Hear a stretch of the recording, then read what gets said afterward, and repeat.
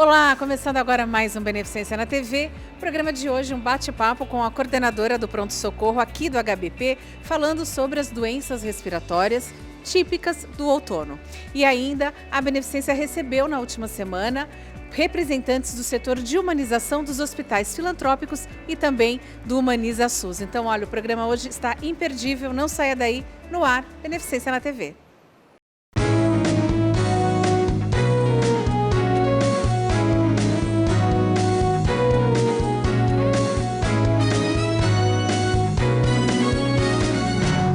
Beneficência na TV.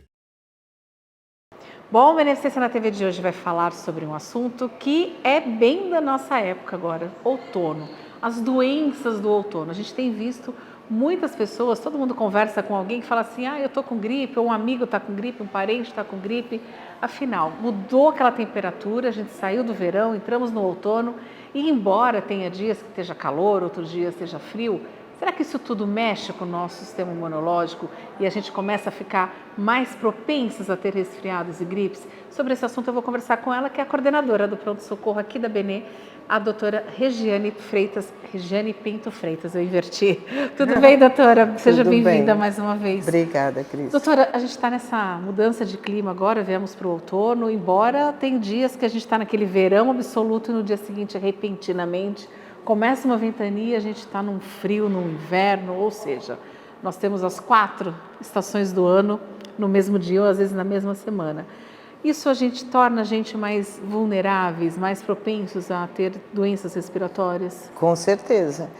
A gente está no meio de um surto de gripe, mas um surto grande, os pronto-socorros estão lotados, o que a gente escuta e o que a gente vê aqui, o que a gente escuta dos outros pronto-socorros é que o volume de atendimento aumentou muito, principalmente por causa da gripe, porque a transmissão é muito rápida, né? E tá todo mundo gripado, porque é o ar-condicionado que está muito quente, aí a pessoa usa o ar-condicionado, aí ela sai na rua, cai a chuva, aí ela se molha, aí ela volta para o ar-condicionado, aí dá uma esfriadinha. E isso para a saúde já não é bom de modo geral. No meio de um surto de vírus, onde as pessoas ficam mais aglomeradas do que o normal, piora bastante.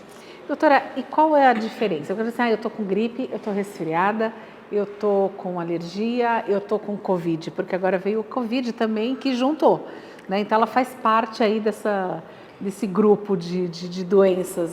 Basicamente, o que diferencia a gripe do resfriado comum, que a gente chama, é a febre. Né? O resfriado ele é causado por essa questão que a gente estava falando agora, do golpe de ar frio que as pessoas falam, dessa mudança brusca de um ambiente muito quente para um ambiente muito frio. Ela não envolve necessariamente a presença de um vírus e os sintomas são mais brandos, né? Geralmente congestão nasal, espirro. A gripe e o Covid, eles já são doenças infecciosas e aí os sintomas envolvem queixas mais intensas de falta de ar, de tosse, de garganta, de dor para engolir, de dor de garganta, de febre alta. E a alergia geralmente tem um componente relacionado ao mofo, à umidade, porque nessa época começa a chover mais, as pessoas às vezes moram em lugares que são mais úmidos. Santos é uma cidade muito úmida, a casa fica mais fechada por conta da chuva, por conta do friozinho que começa, e aí os sintomas alérgicos tendem a surgir com mais intensidade nessas transições de estação, né? Que seriam as rinites, asmas, essa parte entra como a parte de alergia. As doenças de componente Agora, alérgico. doutora, quem está em casa deve estar assim, poxa vida, peguei gripe, mas eu tomei a vacina, eu tomo todo ano a vacina da gripe. Como que eu fui pegar uma gripe que eu fiquei, em vez de eu ficar 3 dias, eu fiquei 10 dias com a camada, não tive febre, mas ela me derrubou, eu tomei tudo. Então isso é por causa do Covid. Existe relação, doutora? Por que a vacina... as pessoas, a gente tem que falar sempre que a vacina ela não deixa que você tenha, né? Ela apenas a vacina ela brandos. Minimiza um pouco os sintomas, ela protege de certa forma da gravidade, né? Isso tanto em relação ao Covid como em relação à gripe ou influenza, né? A questão é que a vacina, ela te dá uma proteção parcial, ela não é atualizada, ela é atualizada todo ano com o vírus que estava circulando ano passado. Então, ela te protege parcialmente. Mudou o vírus, muda a sua resistência, muda a sua sensibilidade. Então, você não vai deixar de pegar a gripe. E aí, a intensidade desses sintomas também vai depender do sistema imunológico de cada um, né? Mas, por isso que, para as populações de risco, idoso, criança, né, imunodeprimidos, é importante fazer a vacinação. Pelo menos minimiza o risco, né? Uhum.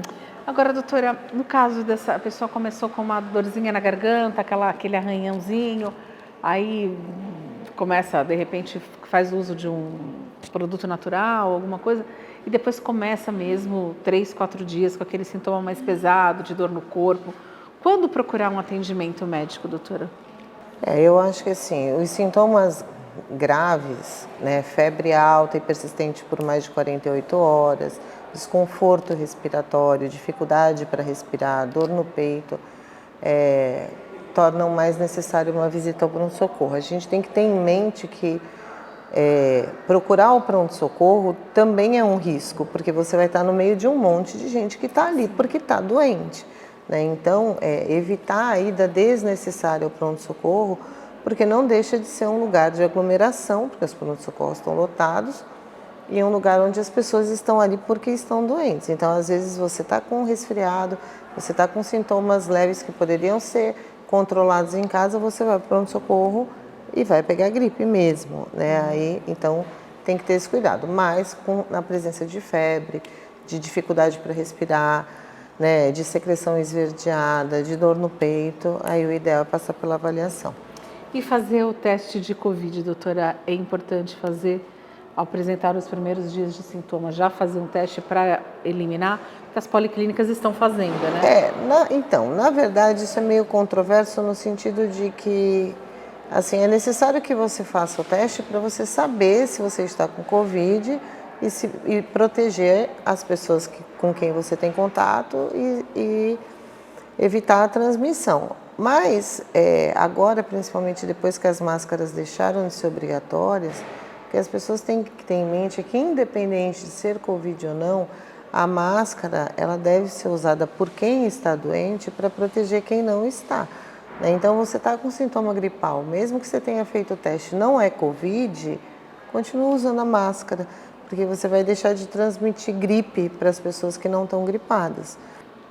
A senhora tocou no ponto que eu acho que é o ponto principal para que as pessoas tenham essa consciência de que o uso de máscara não é para Covid, né? E que é principalmente assim, você começou com sintoma, está gripado, tem que sair, tem que trabalhar, usa máscara. Não é vergonha para ninguém. Ah, mas vão falar que eu sou louco. Problema de quem estiver falando. O importante é que você vai estar se protegendo e você vai estar protegendo outras pessoas também, porque você também está livre. É uma questão de respeito com o outro, né? Mas isso está faltando, né, doutora, ultimamente?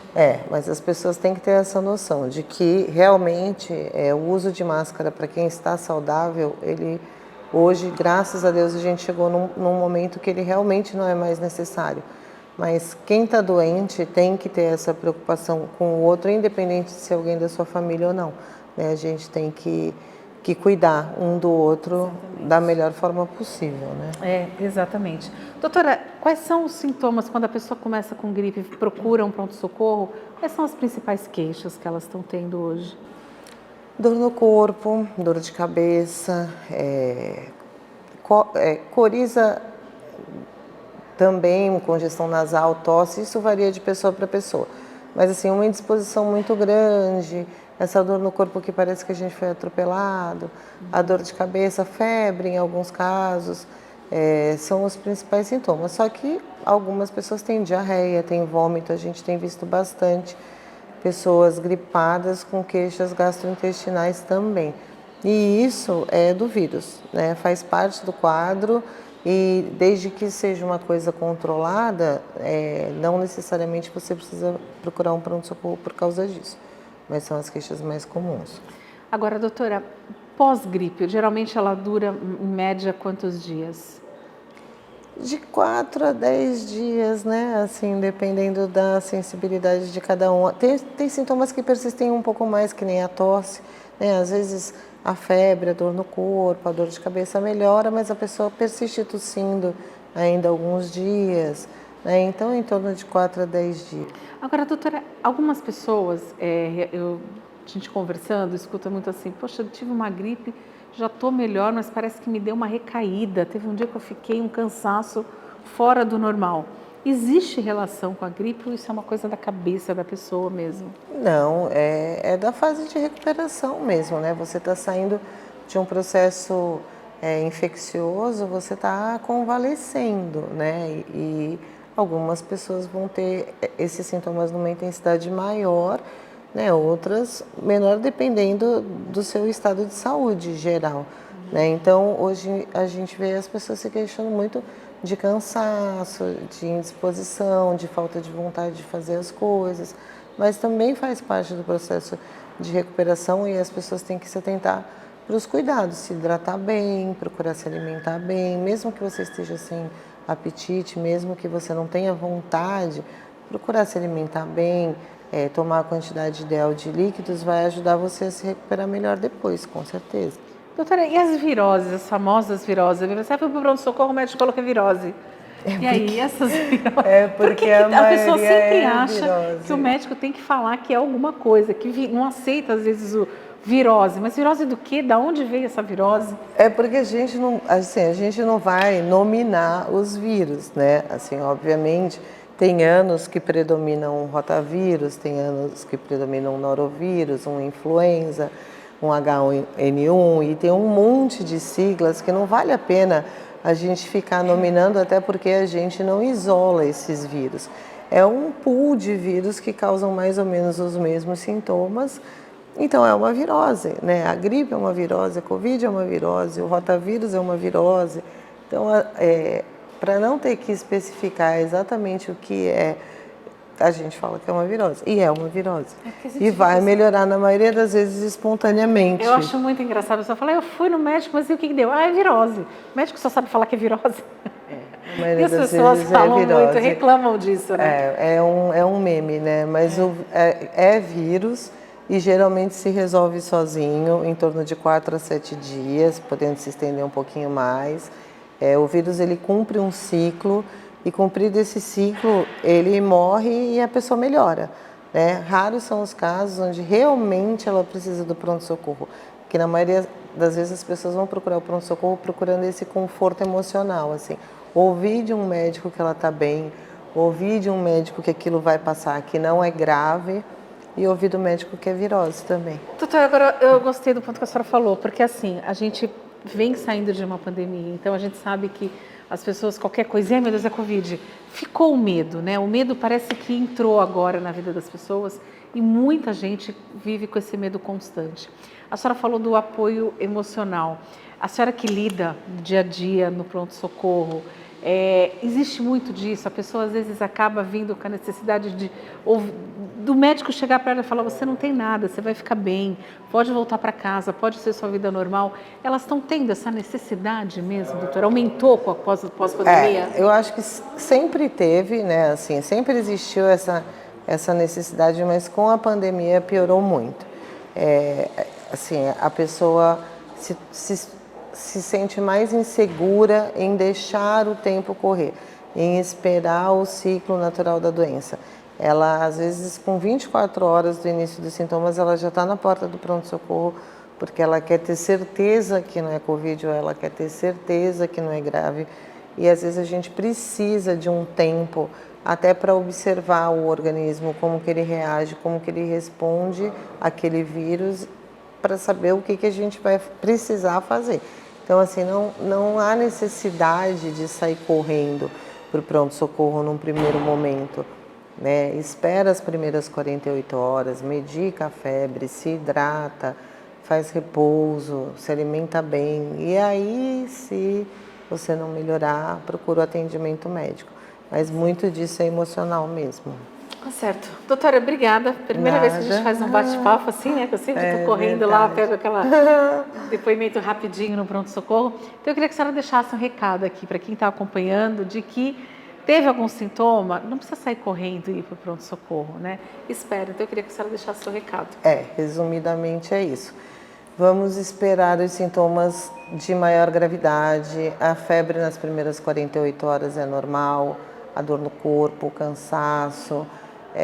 Normalmente, antigamente a gente dizia que gripe era vitamina C e cama. Essa orientação nunca deixou de ser verdade. É repousar, se alimentar bem, tomar bastante líquido, um suquinho de laranja. E aí, se não passar, procure pronto-socorro.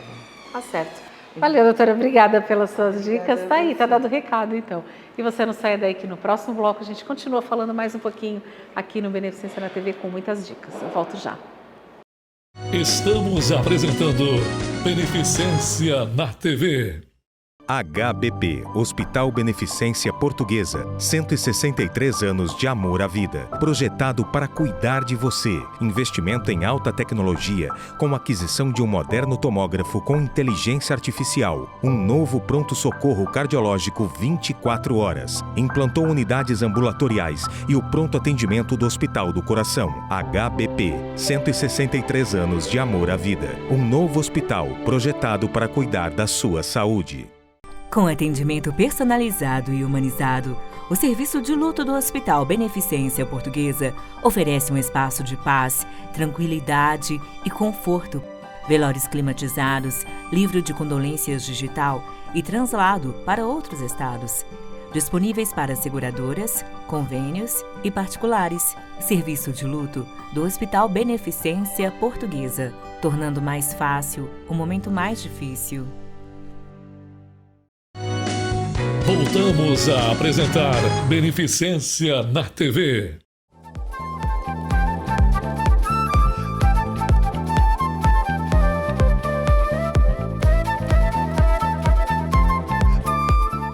De volta com a Beneficência na TV e, como eu falei no início do programa, a Beneficência recebeu representantes de todos os hospitais aqui, filantrópicos, a rede municipal, a rede Humaniza SUS, para tratar de assuntos relacionados à humanização. E claro que a Paula, a nossa coordenadora aqui da Beneficência, não podia faltar. Paula, eu queria a Beneficência, hoje foi sede da reunião e eu queria que você falasse um pouquinho sobre essa reunião. Cris, a gente termina a reunião muito feliz, muito satisfeito com os resultados, com todos os temas que foram abordados. Foi sugerido, inclusive, dentro de cuidados paliativos e de todos os problemas decorrentes aí que acabam acontecendo na oncologia, né? Foi sugerido fórum para que a gente possa ter ainda um conhecimento mais ampliado acerca desses temas que são tão importantes e principalmente a Beneficência sendo referência em oncologia, né? Então isso fala conosco, isso é muito importante, principalmente por se tratar de humanização, né? Então essa é a nossa luta diária, fiquei muito satisfeita. Agora, Paula, quando a gente fala em humanização, às vezes a pessoa que está em casa fala assim, humanização é coisa fácil, né? É tranquilo, é só fazer aquelas ações, o Dia Feliz, Tarde da Beleza, o Davi Caetano vindo aqui, como ele abriu a reunião hoje aqui tocando seu violino. Então assim, mas é fácil, não tem muita coisa para fazer. E não, a humanização praticamente é tudo. Né? Desde um cafezinho que vai ser servido por um convidado, por um médico, um atendimento na recepção. A humanização engloba todo o atendimento hospitalar, né? Todo o atendimento hospitalar. Humanizar significa tornar humano. Então já parte daí, né? Desde de uma fila de espera que você precisa trabalhar recursos para que sejam reduzidas, instrução, protocolos, até o atendimento ao paciente, vai num cuidado paliativo, por exemplo. Nós precisamos ali, a rede de apoio precisa ser trabalhada, o emocional do paciente, porque a gente sabe que o paciente, quando ele tem uma baixa no emocional dele, baixa a imunidade também, então a gente está sempre trabalhando para que o paciente se mantenha emocionalmente saudável, para que ele possa responder bem ao tratamento. Então, tem muita coisa, né, que precisa ser elaborada, precisa ser pensada a partir das necessidades do ser humano.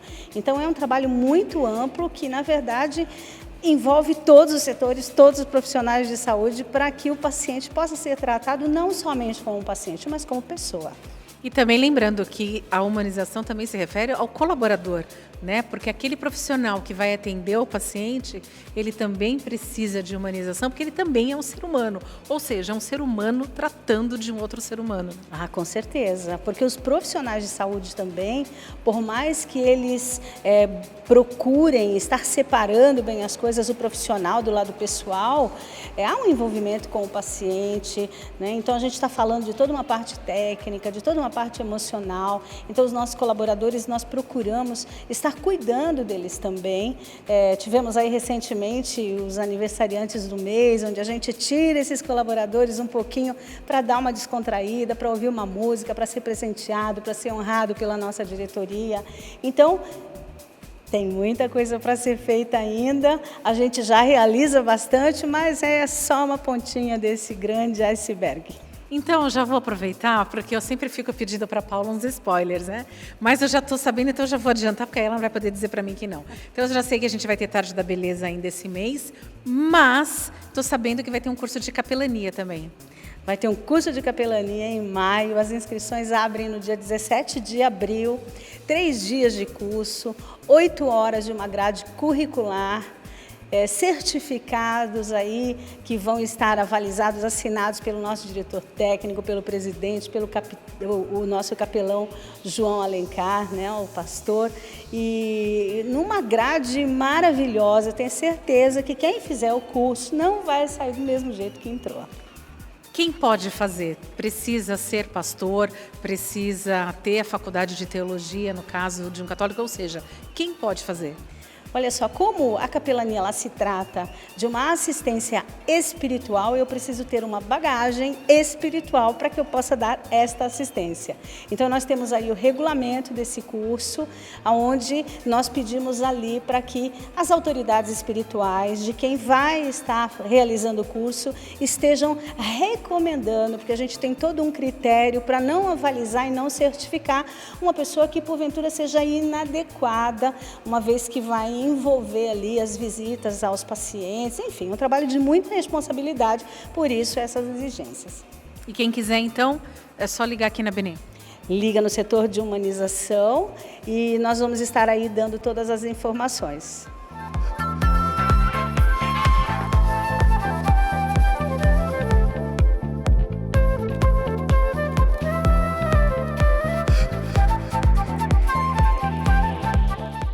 Bom, eu vou conversar com a Mara Regina, ela que é a coordenadora da Direção Regional de Saúde, né, coordenadora de humanização e que presidiu aqui hoje essa reunião. Qual o objetivo dessa reunião, Mara? Então, nós temos aqui na Baixada Santista o que a gente chama de Grupo Regional de Humanização. Esse grupo ele é composto pelas redes do município, então a rede municipal tem representante, as redes dos ambulatórios, os ambulatórios são AMES, né, e alguns municípios têm ambulatório, então tem um representante também, e representante dos hospitais. Todos os hospitais do SUS, de saúde pública, aqui da rede da Baixada Santista, né? A reunião hoje aqui, nós falamos muito de oncologia e de cuidados paliativos. Foram os dois temas que hoje a gente tratou nessa reunião. Da importância da informação, né, do usuário, daquele paciente, entender o que ele está fazendo naquele ponto da rede, né, o que ele vai ter que fazer. Então, o profissional que está ali do outro lado, ele tem que olhar para esse paciente como um ser ali, ele está entendendo realmente o que ele tem que fazer, né? Então a gente fala aqui, eu falei de diretriz. A primeira diretriz da humanização é o acolhimento. Então esse paciente, desde que ele entra na porta da unidade, seja lá com a recepção, ele tem que ser bem atendido, ele tem que ser acolhido, para ele fazer adesão ao tratamento. Essa é uma das grandes coisas na saúde. Uma das coisas que a gente fala na humanização, que às vezes o paciente, ele joga toda a responsabilidade para o profissional. A responsabilidade da saúde dele é dele também. Ele é protagonista da saúde dele. Então, ele tem que ter esse entendimento. Eu vou precisar do médico, do enfermeiro, de toda uma equipe, mas não adianta nada o médico dizer que eu não posso comer coisas com açúcar e eu comer coisas com açúcar. Então, assim, eu sou protagonista da minha saúde, junto com toda a minha equipe que está ali cuidando, fazendo cuidado. Obrigado, Beneficência Portuguesa, pelo acolhimento. A gente está falando da ambiência aqui. A ambiência não é só o ambiente bonito, mas é receber. Hoje nós somos recebidos aqui nessa reunião com violino, sabe? Que abre toda uma dinâmica assim de dentro de nós para a gente poder realmente ser efetivos na nossa proposta de humanização com toda a rede de saúde.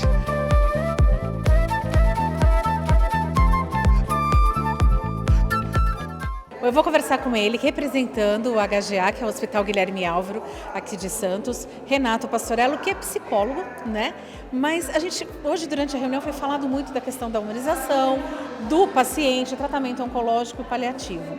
Mas a humanização, quando se fala em atendimento humanizado ao paciente, é ver aquele paciente como um ser humano, ver ele como pessoa, não só tratar a doença, né? Isso, é aquilo que a gente costuma falar, né?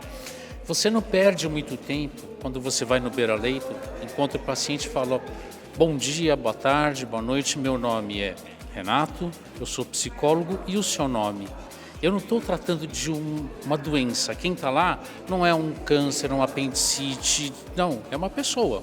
É uma pessoa que vem de uma família, pessoa que faz parte do sistema da sociedade, é uma pessoa que ela está buscando, na realidade, amenizar aquele sofrimento dela, aquela dor que ela está sentindo naquele momento. Então a gente tem que se estruturar para poder atender a essa necessidade, olhando, reforçando o protagonismo desse paciente, né, que a gente chama de usuário, porque ele está usando o sistema de saúde, ele não está pacientemente esperando alguma coisa que seja feita para ele, mas que ele possa estar participando efetivamente, ele, o familiar ou cuidador, né? A gente lida na Baixada Santista com uma população de idosos grande, elevada. Hoje nós contamos com 4 serviços hospitalares na Baixada Santista que dão essa atenção: Santa Casa, Beneficência Portuguesa, Guilherme Álvaro e Santo Amaro, né? Então, em cima dessa rede que a gente propõe esse atendimento humanizado, onde a gente possa identificar o ser humano que está atrás e que tem aquela patologia que a gente vai poder estar auxiliando em amenizar esse sofrimento. Durante também a reunião foi comentado, cada representante falou um pouco das ações que praticam nos seus hospitais em relação à parte de humanização.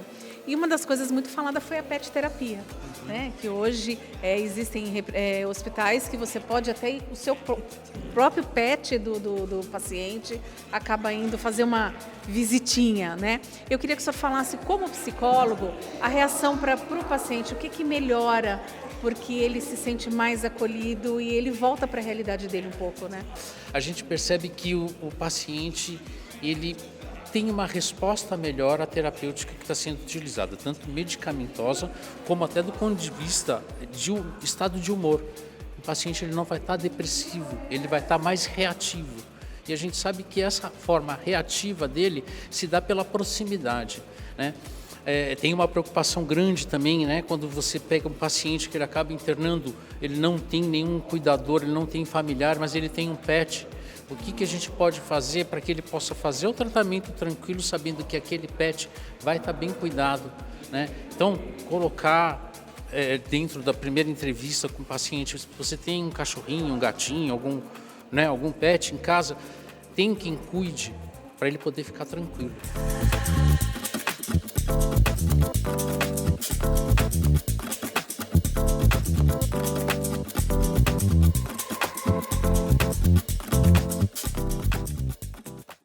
Bom, o Beneficência na TV de hoje fica por aqui, espero que você tenha gostado. Já sabe, quer rever essa e outras matérias, como eu sempre falo, é só acessar as nossas redes sociais, os endereços estão aparecendo no seu vídeo.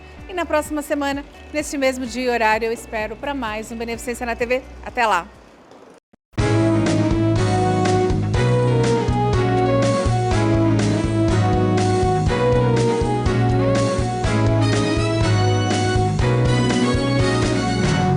Beneficência na TV.